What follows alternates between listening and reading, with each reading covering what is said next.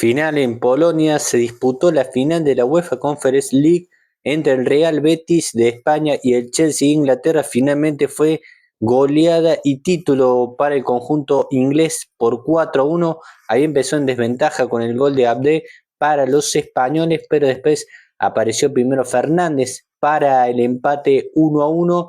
Después Jackson ponía el 2-1, Sancho estiraba la diferencia para el 3-1 y finalmente Caicedo determinaba la goleada para el conjunto blue de Londres, y de esta manera vuelve a conquistar un título, en este caso la UEFA Conference League, así que es importante para cerrar una temporada dentro de todo positiva para el Chelsea, que también se había clasificado por el torneo local a la siguiente UEFA Champions League. Una final emocionante con una gran cantidad de espectadores y viendo realmente un buen fútbol, ¿no? Entre dos equipos que lo dieron todo. Si vos viste la final, comentame qué te pareció y como siempre digo, que le dé me gusta y se